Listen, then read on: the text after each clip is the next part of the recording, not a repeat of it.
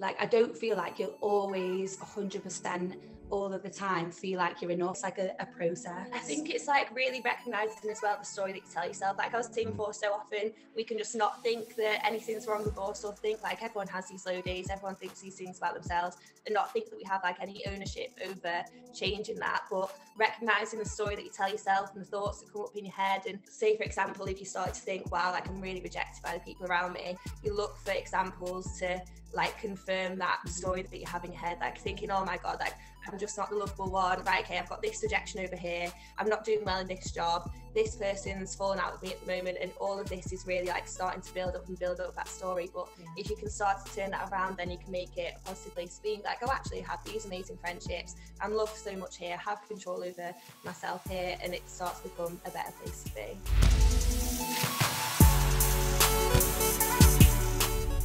Hi, I'm the self-development coach, Johnny Lawrence, and welcome to the Self-Development Podcast. I am very excited today because I get to speak to two very happy-looking individuals. Look at these smiles, or you can't see that on a podcast, but on YouTube you can, so go and look at that. Today I'm speaking to Jen and Sammie. They are the founders of Miracle Mindsets. That's a place of self-love, growth, and positivity. They teach you how to properly love yourself and help you with your personal development and manifestation. They're also the hosts of the Miracle Mindset podcast, which is a very great listen. There was one particular guest that was very, very good. That was me, by the way. That's terrible self-promotion, that. And they're also the creators of the first of its kind affirmation and journal prompt cards that are designed to help you inspire positive change in your life. How are you today, Jen and Sammie? Oh, we're good, thank you. That was such a lovely introduction. Yeah, I try. I do. Yeah. We're so thankful to come on your podcast, because obviously when you came on ours, I feel like we had such an amazing chat and got so much out of it, and I think that it'll definitely be such a good one today. Yeah, we're really excited to see you again. No, I was really, really pleased to be on your podcast. It was really quite a lovely chat, wasn't it? I felt like we could have done that all afternoon. I think, to be honest, we probably did. Off and on of the recording, we did have a nice chat. You're just such lovely people, and I've got a lot of time for people like yourselves who are just really trying to do good things. You know, your heart's clearly in the right places. You know, and I think that's a good thing. Aww. Oh, that was nice. It was like a singing. Oh, honestly, the way that we harmonise is a joke. We were speaking to our friends yesterday, and they're like, everything you say is the same and in the same tone, the same time. Well, there you go. That maybe you missed your calling as like a girl group or something. I don't know. I do think we have, to be honest. Is it too late though? Is it? Never too late. Yeah. Listen, for those that might not have come across you yet, can you just tell people a bit about yourselves? Yeah. You and me. Okay, so we're Jen and Sam. So, like you said, we have the podcast Miracle Mindsets. We're best friends off the podcast as well. We went to school together, and then we went traveling together when we were 18. Everyone sort of went off to university and things, and we went traveling. And we always say that's when we got into self-development, because we were really thrown into the deep end. We left as little 18-year-olds, like backpacks on, and had to figure out who we wanted to be, where we wanted to go. And we're very insightful. We always we'll get a little bit deep, and I think we really spurred that out of each other as well. Yeah, and I think that when we've actually reflected on the time so before me and Jen actually went traveling, we weren't even like that good friends. Like, we didn't really speak to each other. It was just one of those things that the universe kind of just obviously put it together and just kind of made it happen, and we didn't really think too much about it. But we both said like that we both had different callings on that journey. So like Jen always knew she wanted to travel, like literally always knew. And then I don't really know if for me, like traveling, like I'd probably say, well, traveling definitely, but I think I was almost in like such, not a dark place, but I knew that I needed to escape, to learn, unlearn a lot of things that I learned like in my childhood and growing up, and a lot of insecurities and stuff. So I feel like that was the reason, like we both went traveling together. They were completely different reasons, but it was like we both had like contracts to each other. I think we definitely have some kind of soul contract. Like I can think definitely like all of my mind was just, I want to travel, but I wasn't necessarily thinking behind, oh, because maybe it's, I want to grow as a person, or I want to like reflect on who I am and things. But so much like self-reflection and stuff came up, and probably was spurred on by going with Sam, that we like helped each other. Like we were the perfect duos to go away together in that sense. Oh, I love that soul contract. That's lovely. Yeah, it was definitely a soul contract, no doubt about it. I love the start to that. We're actually real best friends that are off of recordings as well. I just have this thing like you're really happy and friendly when you're podcasting, and you're like, "Go away, bitch." Yeah, I know. That'd be quite amusing. Well, it wouldn't, but you know what I mean. We're literally like Ant and Dec, I think. Like, yeah. You could definitely do TV. I reckon, definitely. Yeah. Do you do YouTube? No, we teeter on and off a bit. We do love doing it, but I think it will come. It's in the pipeline at some point. Yeah, because you've got quite slick like videos on your Instagrams and stuff. I think some of the ones where you take like your snapshot of your week. I like them. They're really nice. They're really well done. Do you do them yourself? Just out of interest. Yeah. Okay, great. Well, I mean, what sort of led you, so you say that when you went away and you traveled together and you sort of bonded, what was it that sort of drew you to go away? And I mean, that's quite a unique thing to happen, isn't it? I mean, how did you sort of gravitate together, and how did that journey sort of start for you? And what do you think you were searching for, if that's the right way to frame it? I think for me, it's one of them, like, do you ever feel like something happens beyond your control? Like, it's never too much of a thought about it, but it just almost happens to you, and you don't try and push it away or anything, but all of the plans fall seamlessly into place. It was never like an active decision. Something just took over and we went. We don't remember going to book it. We don't remember saying yes, but all of a sudden it was happening. And I was like, we're going away together, we're traveling together. I think it was I always definitely saw the value in getting out of your hometown and like seeing the world, and it's made us such more empathetic people, the things that we've seen or done, and like the people that we've become because of that. But it genuinely was like a plan that was made for us, if that makes sense. And like very much in alignment. So like when I look back, so when basically I left high school, and I was just like, I just want to get away from everyone at my high school. Like I wanted to make complete new friends.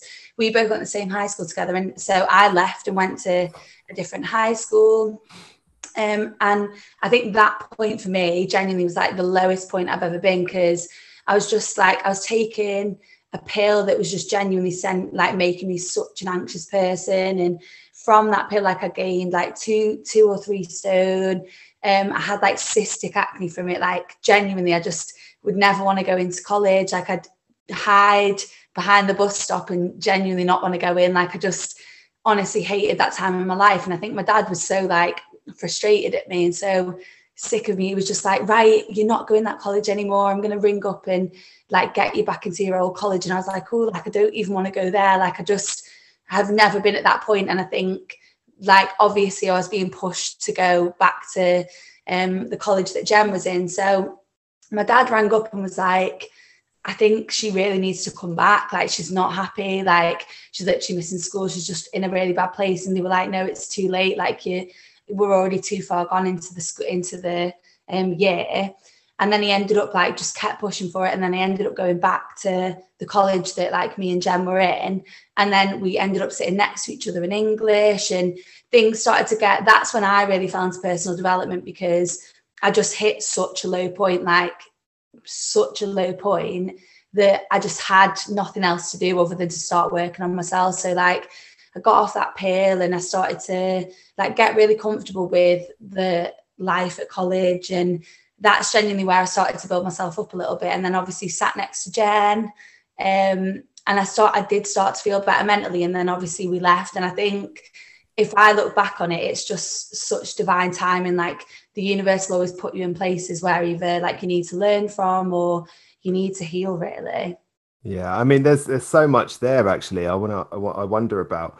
I mean, firstly, that must have been horrible. That must have been really difficult. And I'm really pleased to hear that you came out of it. And it sounded like you had some good support too it's difficult being a parent. You want to take the pain away for your children, but then you also take the growth away too. And that anxiety when your kid is unhappy is just almost unbearable. It really is. And you try your best, but there are manuals, but they're not right. They're really not right, you know. I think like older parents don't understand too much about like the pressures that we have being younger. Like I don't, like when I would say like I'm really not in a good place, they just be like, oh, like cheer up, like, and it's not coming from a place of like, of course not, or like just not caring. It's just that they don't really understand. I don't think it's a helplessness to it too. And I mean that's actually what I was going to wanted to ask you about, because it sounds to me like you mentioned being on a pill, anxiety, and I would imagine from what you described, please correct me if I'm wrong, sort of some body issues maybe, how you didn't feel comfortable with how you looked and stuff like that. And I mean, I think these days it is hard for the older generation to understand the younger generation, because I mean, I don't know if I'm maybe the last generation that grew up without a mobile phone. I tried to have this conversation with my nephew the other day, and he was literally like, how did you function in life? Like, how did you meet your friends? And I'm like, we just did.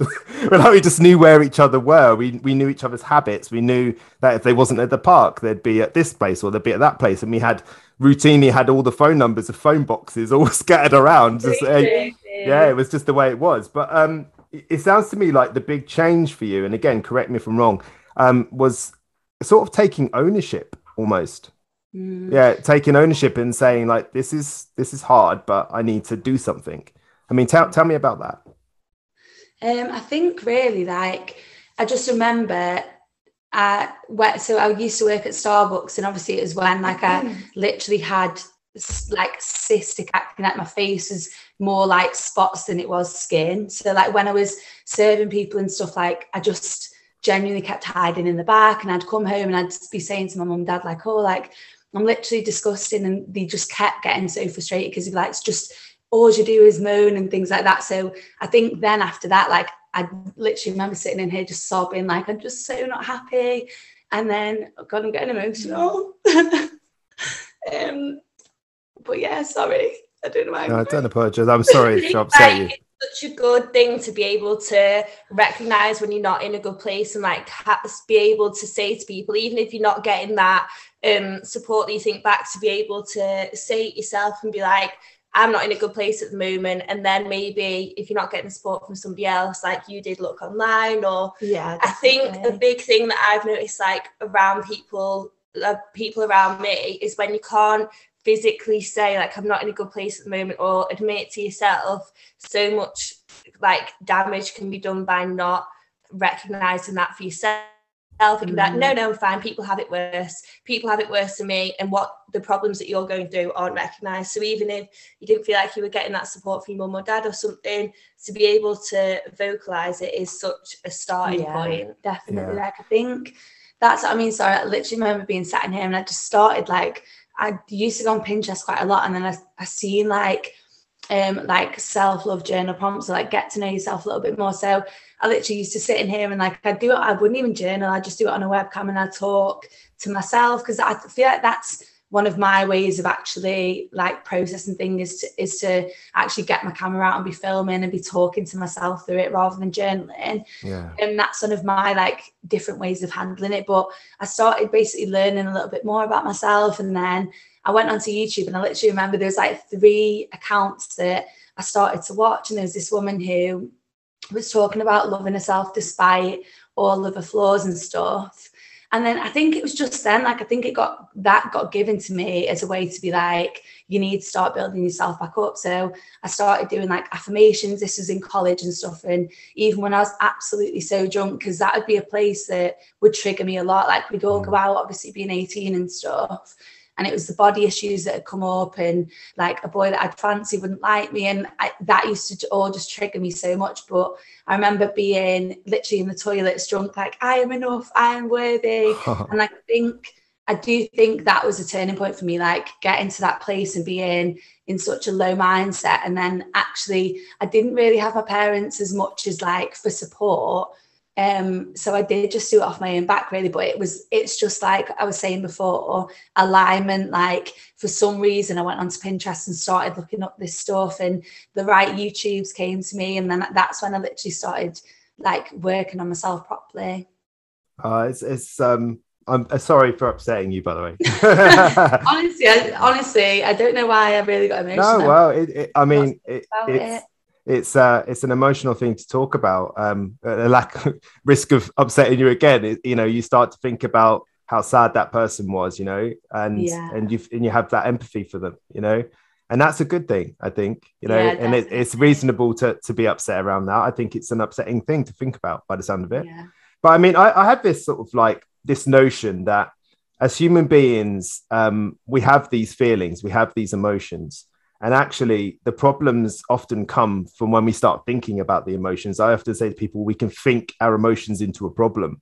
And I think that comes really from sometimes taking an emotion, I don't know, like you being unhappy about yourself. I mean, what would you say the emotion was in that moment, if you could name it? I think it was just like almost like shame, just feeling so unworthy, so unlovable. It's just probably and I do know that a lot of people probably feel that pressure, especially now with social media and comparison. It's like I felt bad then, but God help people who genuinely have Instagram now at that young age, because like I was comparing myself to my high school friends, never mind like Victoria's Secret models. Well, we did kind of, but like every day you can go on Instagram and see somebody's body that's better than yours, and that's often not real as well, Yeah, exactly. But I mean, it sounds to me like, again, correct me, like there was a feeling of rejection there potentially, and I think that's a real judgment, isn't it? Like, because you're sort of going into other people's minds and projecting what they might think about you, and then making that your self-esteem in a kind of way. And then there's the kind of avoidance, which I think alcohol can sometimes do the job. I certainly experienced that, as you well know. And then there's the dreaded attaching, when you have that feeling, that emotion, and then you attach yourself to that emotion and you become that thing. I'm a reject, which is kind of what you sounded like you were saying to yourself. And then you sort of flipped it around, you took ownership and you said, no, I'm enough, which is exactly right. It's such a wonderful thing to hear somebody say, because I'd imagine you're certainly in a better place, both of you at this stage, aren't you? Definitely.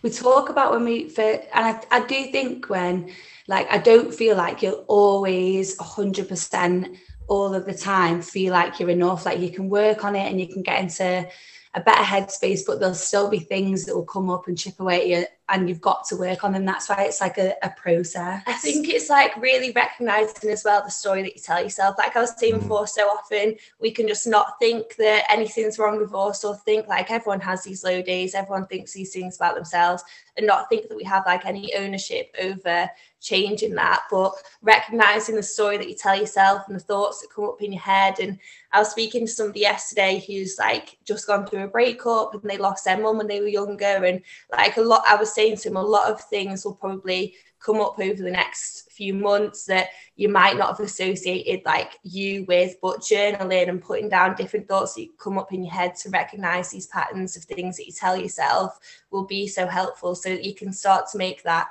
a good place to be, rather than, say, for example, if you start to think, wow, like I'm really rejected by the people around me, you look for examples to like confirm that story that you have in your head, like thinking, oh my God, like I'm just not the lovable one, right? Okay, I've got this rejection over here, I'm not doing well in this job, this person's fallen out of me at the moment, and all of this is really like starting to build up that story. But if you can start to turn that around, then you can make it a positive place to be, and be like, oh, actually I have these amazing friendships, I'm loved so much here, I have control over myself here, and it starts to become a better place to be. Oh, wow. You two are amazing. Check you out. You're like little Yodas. No, that's so true. I mean, to have that wisdom as young as you both are is just fantastic. It speaks to sort of like how open you have been on your travels and with each other, and sort of leaning on each other, because we have good days and bad days, and that's okay, because we can learn from both, and it sounds like what you were saying there is that that attaching, watching for that narrative of like, you know, I'm feeling low today. You know, it's very easy, isn't it? It's like the person that says I am lonely, and they experience a feeling of feeling lonely, and it turns to I have no friends. I am worthless. What's the point? You know, and you go, how quickly I am lonely, the feeling can turn to what's the point is just is insane.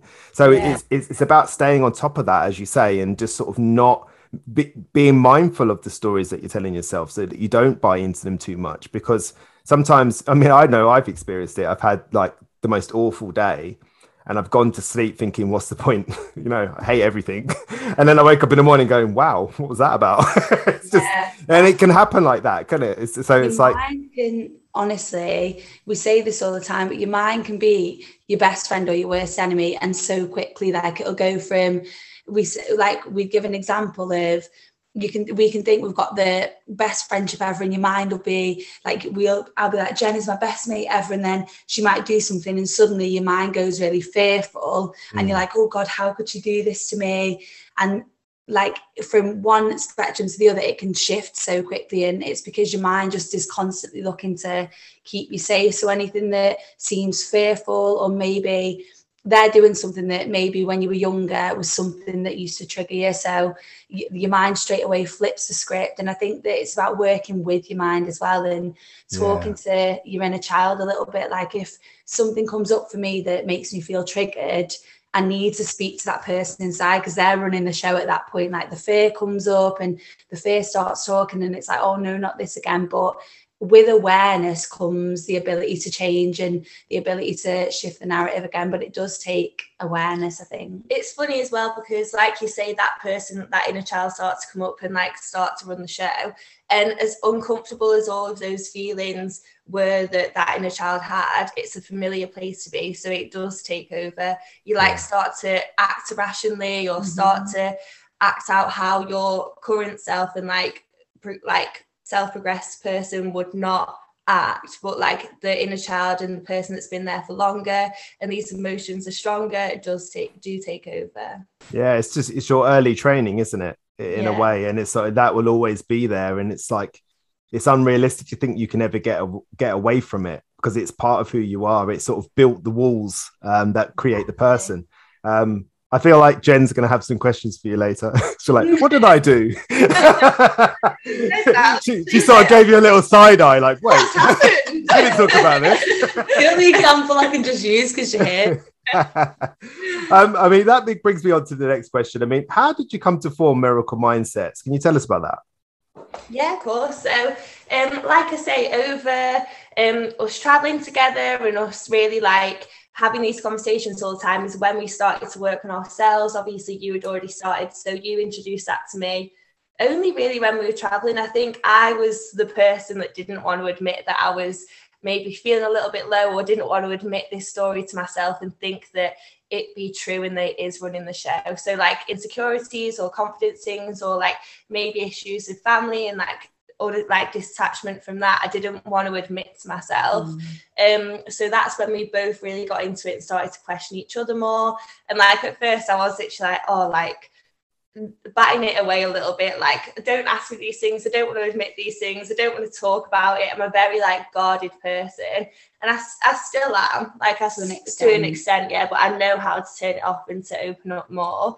But that's when we really started to get into it. And then we came home in 2019, so we were away for about 3 years total. Wow. Came home in 2019, and then both fell into jobs and things, and life took over. And I think we were still both doing it a little bit, but when COVID hit and I was furloughed and we both were spending a lot of time at home, we really started to like have this drive within us, like everything that we know we want to share, we want to help people, we're really empathetic to how other people are feeling. And I think that we could maybe offer like some help here, even if it's just on like a relatable scale. And I think that is a big thing for us, that we don't want to pretend to be like the Buddhas here and like the experts, and we just want to meet you where you're at and hopefully bring you up a little bit. So we started with the quotes page. Yeah, it was literally just a quotes page, wasn't it? We used to meet at Starbucks at like 6 a.m. before work. I don't know what we didn't even have miracle mindsets then. We were just like, we need to do something, and then we started miracle mindsets as a quotes page, and then the podcast came, and it's just kind of grew from there. Yeah, it's still growing. It's still growing. Yeah. I do. I feel like this, as much as you've both achieved, I think it's still in its early stages. Yeah, and I almost wonder whether you even know exactly what it is yet. It's got the hallmarks of something very special. What you're trying to do. I think you're gonna. It evolves every day. I think we used to have like yeah. little crisis meetings about like what we were going to post. Like, right, okay, like we need to take in a different direction, and I think it's still evolving. Yeah, like I literally think it's our baby, and the amount it's. For me as well, the people that come to us and say, girls, like someone literally reactivated their Instagram. They've been off it for 3 years to message and say like, girls, I've been doing your workshops, and honestly, the change that it's given me. Goosebumps. That's amazing. That's absolutely amazing. That's what I mean. Like I think it's the reaction from others that is genuinely helping them come from a dark place. And when we're doing it, I think a lot of personal development comes from a place where you've not felt like enough. Like I think if you're in the personal development world, I think it's because there's been points where you've not felt confident, and you're seeing how it can impact your life, and you want to show that to others. And I think that it's the reactions that we're getting that makes me think, right, it's 100, this is the right path, if that makes sense. No, it makes perfect sense. And I absolutely resonate with that. I mean, very often the posts I put up might come across very wise and knowledgeable, but basically it means I'm having a meltdown about that today. That's basically what that means. So, yeah. It's so true. Like, saying things that you probably most need to hear to yourself. It's like self-affirmations to myself. It's like, great, that's a great post. I really need to hear that today. And clearly 20 other people did too. You can be open about it and be like, right, okay, like let me share what I'm going through and try and help somebody else now as well. Yeah, I mean, I try very hard, and it sounds like you guys do too, to like not be them ones that come across like you've got it all worked out, because that's not helpful. You know, when you're having a bit of a crisis, the last thing you want to see is someone who's got it all together. No, thanks. Go away. Come back another day. You know, but somebody who's been through it maybe the week before or the day before or the years before, they've got some wisdom that they can pass along. And that's helpful. You know, I think really, really helpful. And I think that like vulnerability is the biggest part of connection. Like you opening up and being really able to dig a little bit deeper with yourself allows others the permission to do the same. And I think the biggest connections you'll have to people are the ones where you've truly let your guard down and been able to be really raw and honest about where you've been and who you are without judgment. Yeah, I think vulnerability to me is like, it's like you've got the place you want to go, but it's on the other side of this massive thorn bush. And you're like, cool, I want to go over there. How do I get there? Nah, sorry, bro, you got to go through the bush. The bush is called vulnerability. And it hurts. But when you get to the other side, it's worth it, but it's going to hurt a little bit. You know? So, I mean, I have the question. What does self-worth mean to you? What does the word self-worth mean to you? Because I know you speak about it a lot, don't you? Yeah, for me, self-worth is definitely like coming back to that story that you tell yourself, and like you walk into a room and what internally are you saying to yourself? What do you think you're capable of? What do you think you bring into that room? How do you think people are reacting to you? I think for me, like I used to just be so self-conscious to the point that like I didn't like speaking to people, and if I did, I was analysing that conversation. Like I was really thinking, how have I come across to them? Like what have they thought of me? Oh my God, like I can't believe this. Like I would never be present in a conversation because I was literally just so focused on like what people thought of me, if I was enough, whether I was accepted. And then I think as I've gone through working on self-worth, it's turning up to things like that, or like maybe new things, and not needing to have that validation because I had it within myself anyway. I could be like, that's okay if this person doesn't resonate with what I'm saying, or doesn't maybe think that I'm funny, or ever doesn't find me attractive, because like I don't need that validation from everyone else because I'm happy enough to give it to myself. I think that's what self-worth means to me. I love that. What about you? I think self-worth for me is like accepting everywhere where you've been, like all your past self, and like the person that you are now, your insecurities, your flaws. And I think it's having that real honest conversation with yourself. Like, yeah, I'm flawed. Like, I'm not perfect. There's parts of me that aren't the best. Maybe I don't like those parts of myself, but they are still part of me. Like, I think it's about embracing your imperfections and not striving to be perfect. I think for the amount of time that I was struggling, it's because I was trying to be perfect and trying to be loved. And I think that the things that you most need off of the people is the thing that you need to be giving to yourself. So when you're looking for validation off of the people, it's because you're not telling yourself, like, I'm enough, I'm powerful, I can do it myself. I think you're always looking for external validation because you're not giving yourself what you need. And I think self-worth to me is like filling your own cup up and knowing that if you don't get that job, if you get rejected by that person that you like, or things aren't going so well, you're still enough as you are. Well said, both of you. That was that's the basis of the program that I do, the super self program. And it's as simple as that. Like, I'm not going to sit and tell you, and nor are you ladies going to be able to tell anybody the answers to their problems. And it's exactly as you said. It's only when you look within and you go, oh, oh, hang on a minute. It's like holding up a big mirror for somebody. And at first they look in that mirror and they're like, oh, I don't like it. But after a little while, you see things you can't unsee.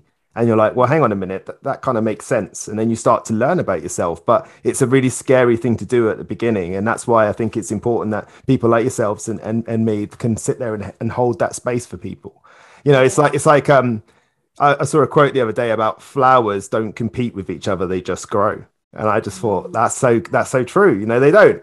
You don't see flowers going, wait, hang on, what are you doing up there? It doesn't make sense, does it? Because I'm going up.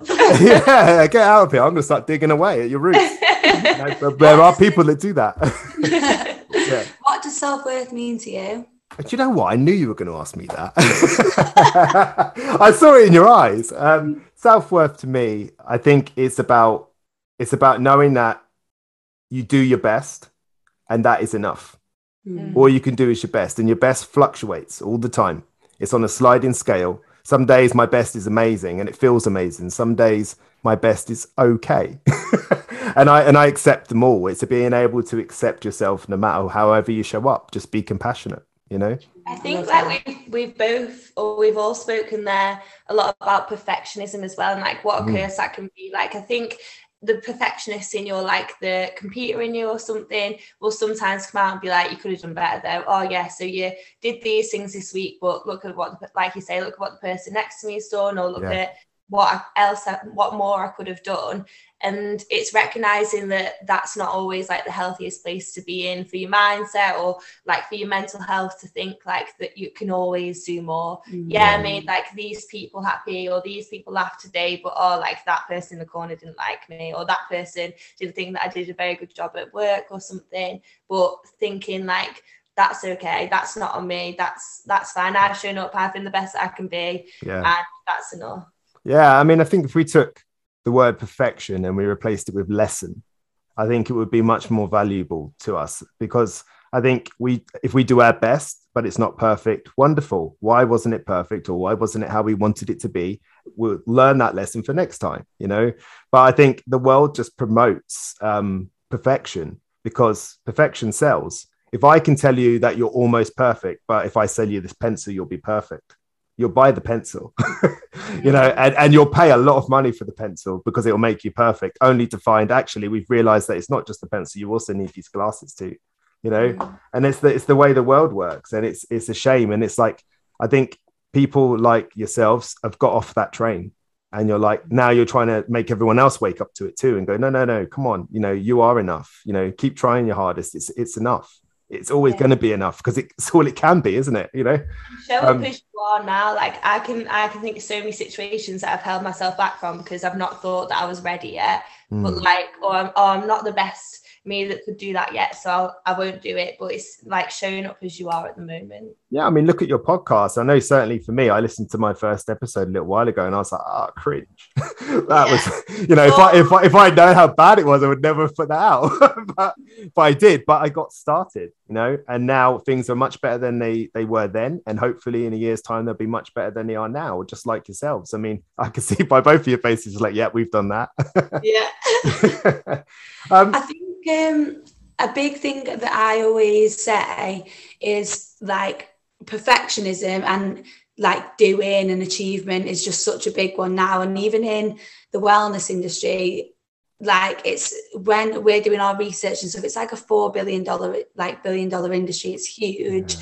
And like we've got to be careful that doesn't become as well like a perfectionism or overachieving area of your life. That you're doing these things to feel good and to have a better quality of life. You're not doing them to say that you've done them or to look like you're smashing life. And I think that's a big one that like a lot of life coaches and stuff do sometimes if they're living in Bali and they're selling you the dream, like come on my course for X amount and we'll be able to help you manifest your wildest dreams. Like that's amazing, but it's also not realistic to some people that are just maybe struggling or might not be able to do that. So I think it's about really being patient with yourself and also just trying to feel good at the end of the day, and being your best self isn't a matter of like doing it all right and like doing all the personal development things in the world. It's about just feeling good.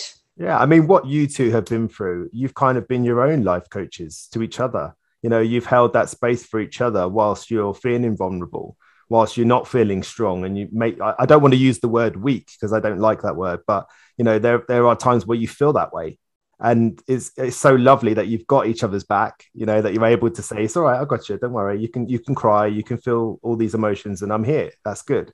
And I think that's what a coach should do. They should be there to support and encourage, not give answers. I frustrate the life out of my clients because they'll say to me, oh, Johnny, what should I do? And I say this, what is it you'd like to hear me say right now? And they go, oh, because whatever it is they want to hear me say is probably what they want, you know, but it's that bit. It's that last step, isn't it? It's that I want this, but I'm scared.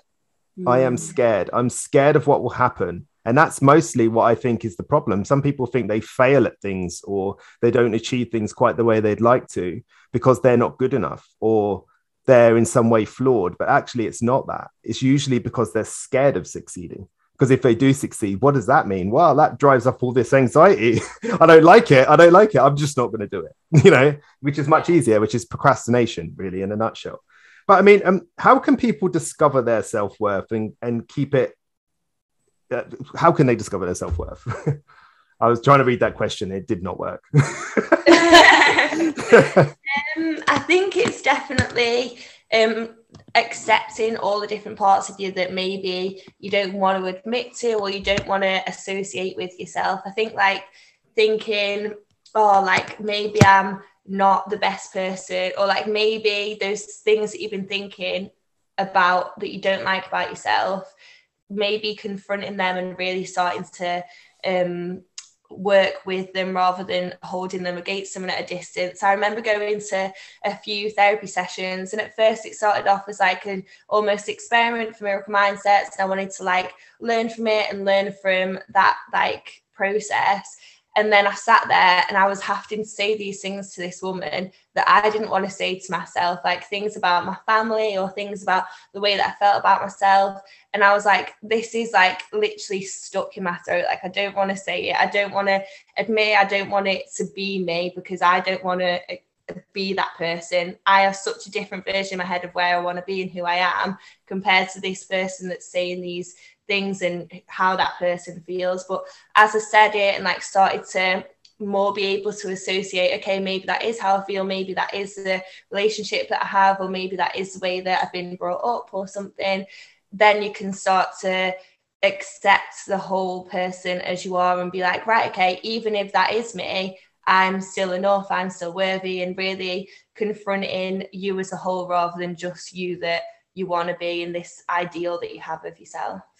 You know what, that was absolutely bang on. Like, I love that. I don't want this to be me. What a line. That is exactly it in a nutshell, isn't it? People they analyze themselves and they don't want themselves to be that way. And that causes all this frustration and uncomfortable feelings. And you then went on to explain that it comes down to acceptance, which you're absolutely right, because what choice do you have? you have to you could not accept all day long. That's got you where you are. So let's try accepting and see what happens. I mean, and it's so easy to put on a mask. It's so easy to hide things from people and like you meet new people all the time, like tell them what you want them to hear. But all that's doing to your subconscious is making you believe that you're not enough more and more and more. Like every time you tell yourself or tell other people what you want them to hear, or put on this show when you meet people and, oh, wow, she was like the bubbliest person going, but you're going home and feeling so deflated. Your subconscious is believing more and more like, I'm not enough. And it is truly like accepting the whole of you. Yeah, you're absolutely right. I mean, yeah, I love that line. I don't want this to be me. That's going to be a quote card, that. I want to see that on your feed later. So what's your take on self-belief? Because I know we talked about self-worth, but self-belief, I mean, slightly different. What's your take on that? I think that self-belief comes from not like necessarily achieving, but overcoming like little things in little steps. So like, I wouldn't have ever believed that I could truly love my body, but through tiny little action steps where I overcame myself and I overcame those little niggles and I did the work and I proved something to myself a little bit, that builds up. And then you start to realize maybe I can do this. I don't think self-belief comes innately to anyone, like unless they've grown up really confident and not with any struggles or anything. But I think self-belief is almost cultivated, and like there is an extent of like, oh, fake it until you make it. But I do believe that like it's you and a huge wall, and that's where you think that you want to get to. And I think it's like climbing that wall and like overcoming yourself a little bit. So for example, with us in Miracle Mindsets, if someone was saying to me like, oh, you'd be getting 30 inboxes a day, you'd be getting on 4 charts, like before we'd even started the podcast, I'd be like, there's no way. And I wouldn't believe it, because I think a lot of people need to see it before they believe it. But it's taking the first step. It's like putting one foot in front of the other, and self-belief doesn't come from like achieving that end goal. It comes from setting yourself tiny little goals that will lead you there along the way, I think. Sounds like you're saying it's about being brave in the first instance, isn't it? Mm-hmm. It's knowing that, do you know what, I'm not necessarily sure that I believe I can do this, but I'm gonna try. I'm gonna try. And I think we surprise ourselves more often than we believe. I really do. I think sometimes we go for things, and as we say, it's not perfect, but we got it started, and we get better as we keep doing it, as you say. So wow, you two are on fire today. You're actually on fire. Can you explain what it means to be truly and genuinely accepting yourself? Can you because I mean that's hard. That's hard to do. I've been on that journey, and I can see you both have too. So I mean, what does it mean to accept yourself? I think it means to be able to like let your guard down when you most don't want to. Like there's some people, some relationships that you'll have in your life, and that relationship and openness is such a valuable part of that. But if you don't fully accept yourself, then you don't, for me anyway, I don't like say all of those things. I can't have that complete like closeness or that good relationship because I'm not saying like the whole of me. I can think even still with some of my friends, like for example, Sam like knows the ins and outs of me, but some friends I'll meet for coffee and like it will only ever be surface level because I'm not going inside the very depths of it, and I know that they aren't either. And I love to try and bring it out of people, but like you do just naturally want to protect like this self-image and worth and like value that you think that you have of yourself. But self-acceptance is being able to put yourself into that position where you do open up and admit things to yourself, admit things to other people, and say that that's okay as well, and like love that part of you as well. Like you said, like you were saying before with the admitting or going back to, for example, Sam, when she was sat in this room and really not happy, and you're thinking, God, that's a really sad place to be, but like almost taking that person in under your wing now and being like, right, okay, she was so sad and I'm so sorry that you felt that way, but we've got through it. We're in such a better place now, and look at us thrive now, and really accepting you, who you were when you didn't like that person or you weren't happy, or where you go in. And like you say, sometimes the fear of success as well, and being seen, like really being happy and excited for that person and thinking, wow, like look at me, I can be in all of these different places and look what I'm doing, like this is amazing, and getting excited and being with that person as well, like really being a friend to yourself. I think for me, self-acceptance. I love that. What about you? Yeah. I think for me, self-acceptance is to actually ask yourself like the hard questions. I remember when I was really struggling, when like I was at my slimmest and I was so scared of gaining weight again, because obviously, like I was saying before, like when I was in this place sat in my room and I was bigger, and I would never have wanted to get to that place again. So after losing all that weight, then the fear crept in of like, I never want to get to that place again, because I didn't accept that person and I still thought she wasn't good enough, even when I'd got over that a little bit. And I remember reading in a book called Just Eat It, which is all about like actually accepting your body and just eating it. It was like, yeah, so what if you gain weight? Like, what's the worst that can happen? And like my subconscious inner child was like, oh no, that can never happen again. But then actually I started to eat a little bit more, and I started to get over that. And then I started to ask myself these questions like, so what if I become that size again? Like, so what if I don't get that job? So what if I don't make that amount of money? So what if the podcast doesn't take off? Like, it's about genuinely like, if you don't get to this ideal of what we all paint ourselves as who we want to be, if you don't get to that, are you happy now? And I think that self-acceptance, it's like we're always striving to be this different person other than who we are. And it's like taking a step back and sitting here. And I know for us, for example, there's been points where we've genuinely, like when me and Jen first went away, we were like, we always say it, but shells of the people that we were. Like, we were so just like, we were such children. Like, we were in Thailand and it was 30 degrees and we were like so ashamed of our bodies. Like, we'd literally just wear leggings and long tops. Like, and we didn't go and like put ourselves in any of the fun hostels. Like, we'd go and stay in like a B&B down the road and just like you were champagne backpackers, were you? No, it was a terrible B&B, but at least we were on our own. But literally, like, I think you said the perfect example there. Like, imagine you got to your slimmest and it was like, oh, like, I'm finally that person now. Like, look at me, like, I accept myself. Like, I accept myself now. That's not true acceptance, because you're accepting yourself on these conditions of the person that you are in that situation.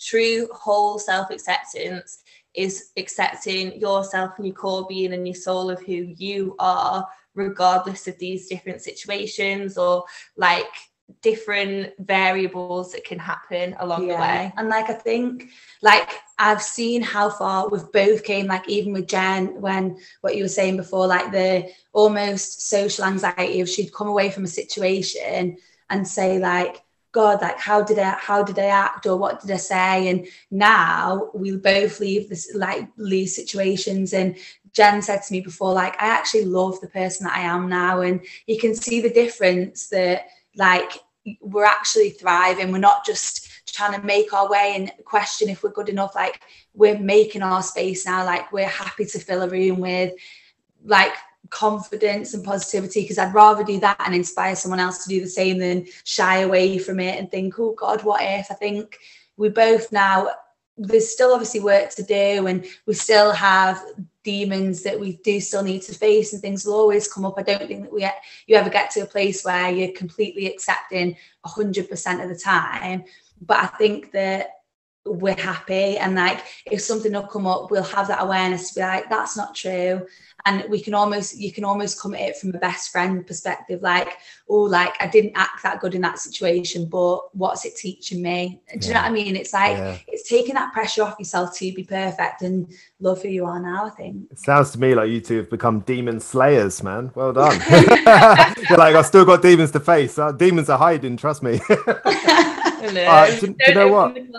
I'm really proud of you two, man. I know that sounds like a really strange thing to say, but just like hearing your journey, I just think it's remarkable. I wonder, are you proud of yourself?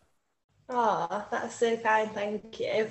I think, I think it's like a hard thing to do and open up and like be vulnerable with yourself, with others. And it's not a place that you want to be. Like, it's not an easy, comfortable sit back and not think about anything place. It's a very, very thinking place to it is. Think about all these things and go through the thorn bush and like pull out the thorns, swear a bit.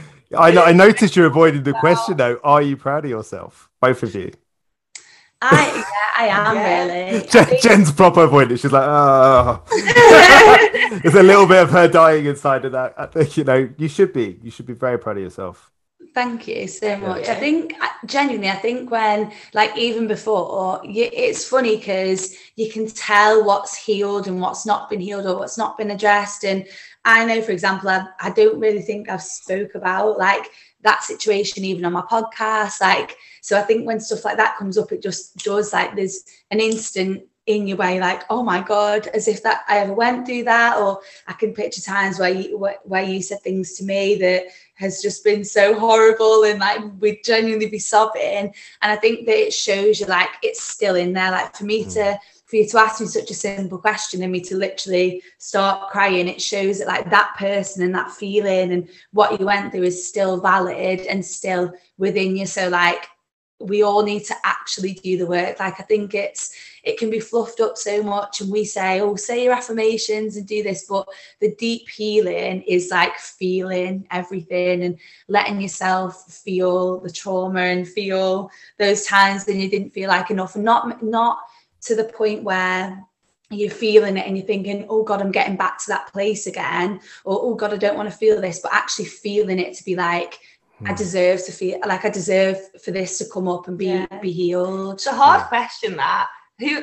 How often do you ask yourself, are you proud of yourself? And I think so many people can say, oh, you're doing amazing, or like these things, but it's almost like the ego within you is like, I'm proud, but like I still could do more. But you know what? What I notice about you both is a lot of like what you both talk about. If you scale it right back to the very beginning, there's the word anxiety. It's always there, this word anxiety. And anxiety, if you strip that word away, is just fear. And the thing is, I think we're always trying to get to that place where we feel like we're in control. But even that's a bit of a false economy, because control is an illusion. We can say to ourselves, we're going to go do A, B, and C, but we all know, and as morbid as it sounds, I could say to my wife right now, I'm just off to the shop to get some eggs, and I could get run over. So I didn't get my eggs. so I had no control, And the thing is, it's about once you let go of that feeling of like, you know what, I don't have any control. I'm just riding the waves. You can't control the sea, but you can ride the waves. You can be at the mercy of it, and that's all right. As long as you're going generally in the right direction. But I mean, I love that too. Anxiety right at the bottom of it, I think, and I think that's the practice, isn't it? It's always recognizing that feeling of fear. And then just to, like you were saying just there, I love that on Zoom. You point to somebody, it's like they can't see where you're pointing. So I just pointing to you, Sammie. And it's like that reason why you got upset is because that feeling of fear comes back up again, and it's scary. And it's that little girl inside you that needs that hug, man, and it just needs that reassurance, And it sounds like you're learning to give it to yourself, which is good.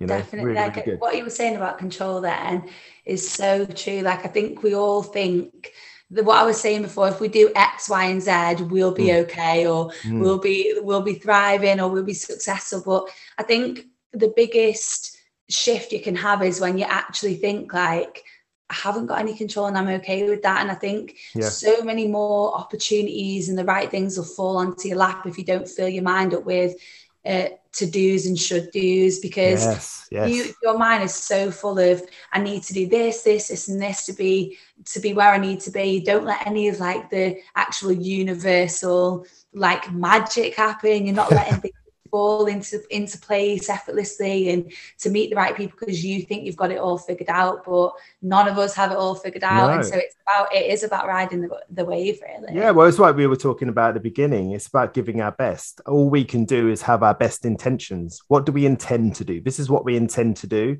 and I'm going to stay open to the fluctuations that will come along, you know, which is the changes that we don't see coming. Last couple of questions. What would you both like? I mean, your stories are both just so apt. And I think in this day and age, there's so many young women that are going through a version of what you've been through, what you're going through. And I mean, what would you say to the young woman or young women that aspire to become successful in life and face challenges around self-worth, self-esteem and self-confidence?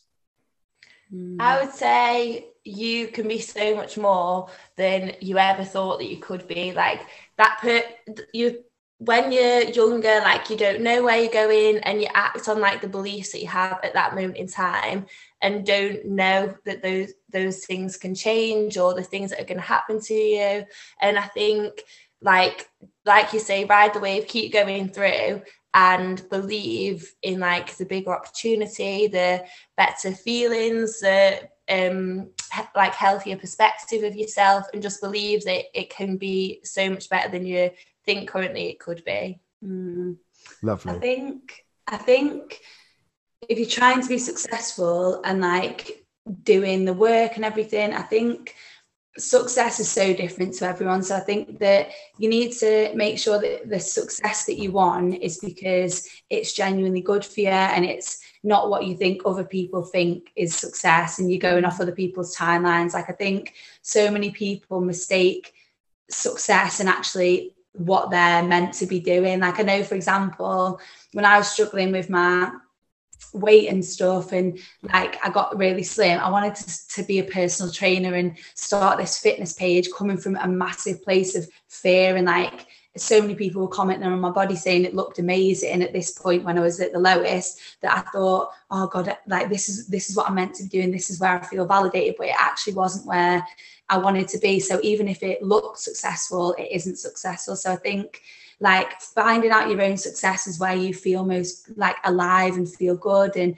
I think with self-worth and success, I think it just takes time. Like it's not an overnight fix. You'll start something and there'll always be that imposter syndrome. There'll always be that feeling of, oh God, like, but I always remember listening to a podcast and they were saying, oh, I could think I'm not starting a personal development podcast because look at Tony Robbins, like he's absolutely smashing it, he's made it. But like if everyone thought like that, like no one would try anything. So I think that it's taking that thing away of like, oh, but they're doing it better, or oh, like I'm not good enough, or oh God, the market's so saturated. Whatever that kind of like imposter voice is saying, it's like having the things to say, this is meant for me. So if it's right for me, it will work. And I think if it's your calling and if it's what you love to do, success will come effortlessly.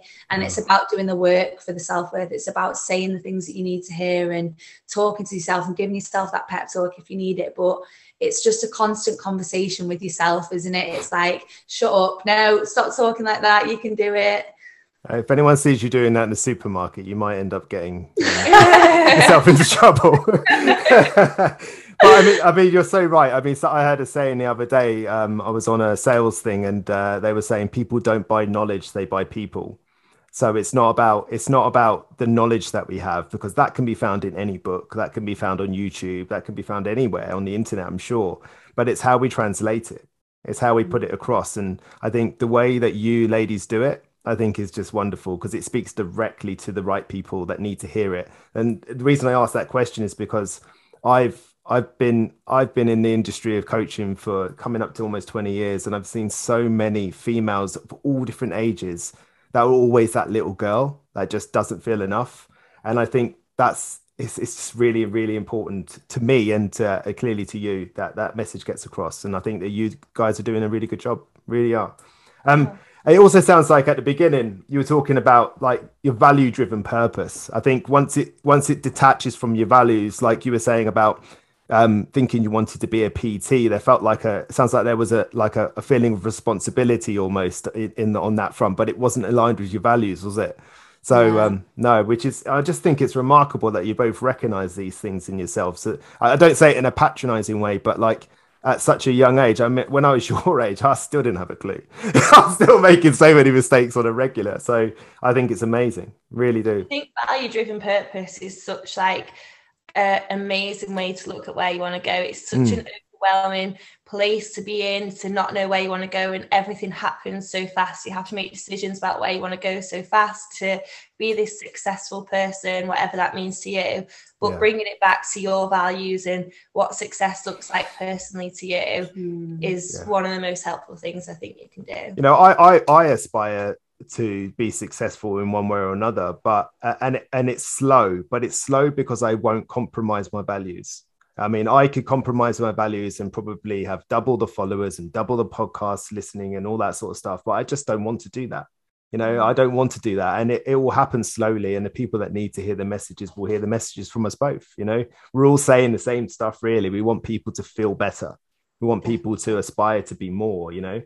And as for that pesky imposter syndrome, I got this theory, right, that it's basically DOMS. It's basically DOMS. It's like, you know, when you go to the gym and you push yourself out of your comfort zone a little bit and then you got muscle ache the next day. It's basically that, but for your mind. You know, so it's a sign, isn't it? Like, I mean, how many times have you been to the gym, right, done a leg workout and you're like proud of the DOMS, but yeah, we have imposter syndrome and we freak out. We're like, oh, it must not be me for me or whatever, you know. So yeah, I always think of it as DOMS. But last question. Have you got any self-development knowledge that you'd just like to pass along to anybody that's listening? Just stuff that something you've learned that's been helpful to you that you think could be helpful to other people? I think self-development knowledge that I'd pass on has to be that when you accept the challenge, like, it's going to be a lifelong thing. And I think every day now for me, I know that I'm waking up and I'm asking myself these questions. Like, I think it's like, I always say it, but I just think the biggest knowledge that I've got is awareness. With awareness, you can change anything. So when you're aware of what areas of your life are going really well, you can work on them, or when you're aware of what needs to change, you can work on that. But I think a lot of us will like be so busy and be so not in our bodies, or not in our hearts, or not really even in our minds. Like, we're on autopilot, we're rushing through life like it's a rat race.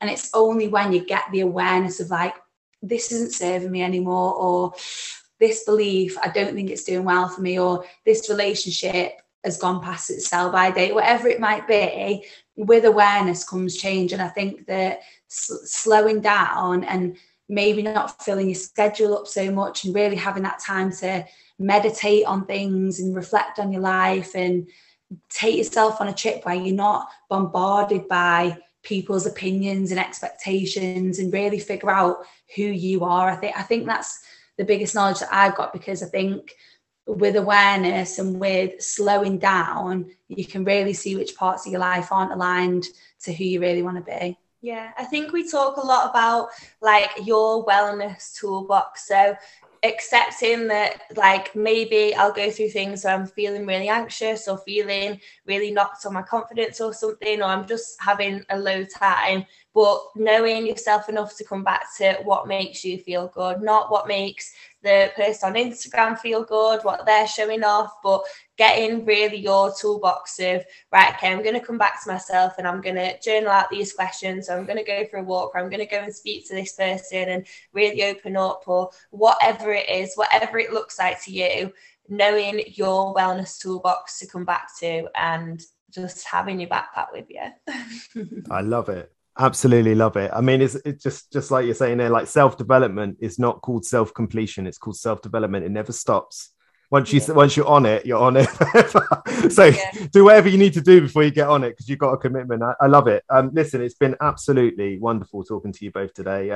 Could talk to you for hours, and I'm pretty sure we have actually. But I just want to give you the opportunity to find out what's next for you both, and just to tell people where they can find you and anything you want to draw their attention to. Oh, thank you.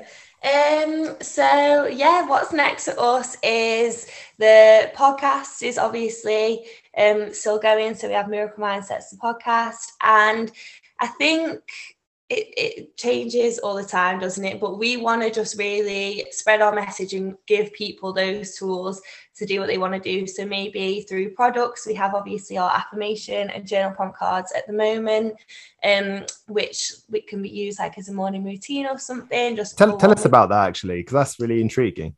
Yeah, so we started basically, I think affirmations to us are one of the best things that have helped us. Like, I genuinely noticed the difference in them. I'll go through situations now and be like, wow, past me would have gone into a hole about that. But like this little self-talk that I have going on in my mind, because of these affirmations that have slipped into my subconscious, have really helped me guide that experience so much better and healthier. So we started our own, or we made our own little affirmation and journal prompt card. So it's got a journal prompt on one side and then an affirmation on the other. So the journal prompt just makes the affirmation more personal to you. So it's not like saying an affirmation that somebody's told you to say. You know why you're saying it and how it's going to help you. So we have a deck of 50 of those on our website, which we really love. Use the code SAVE15.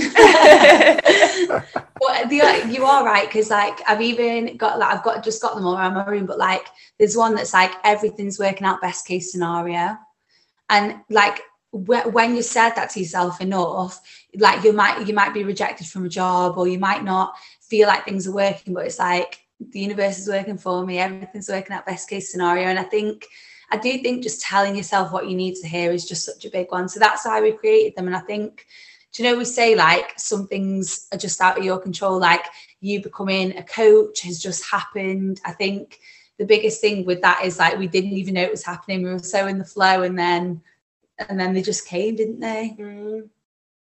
Yeah, I mean, yeah, you guys.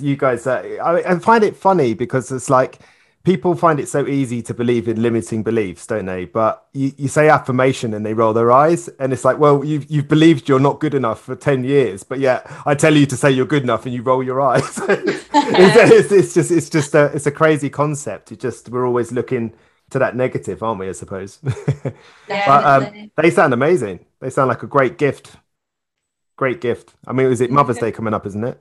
I know. Yeah, there you go. I think it is. I genuinely swear every time my mum gets a friend's a present, she's like, "Oh, Sam."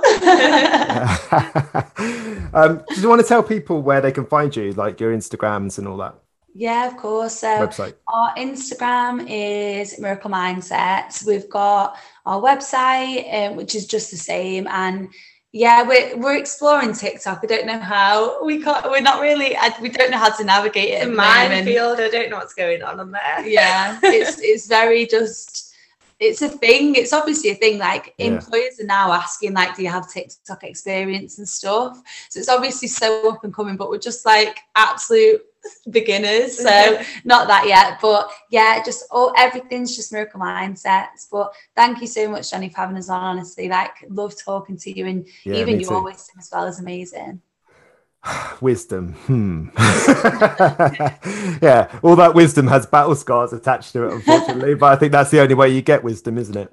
Yeah, definitely. I think like somebody said that to us the other day. They were like, these people who are like really like successful coaches don't wake up one day and go, oh, like, you know what, I'm just going to tell everyone to live a good life. Like, it's because you've been through something and you know the benefits of getting through that and getting over it and like living with that.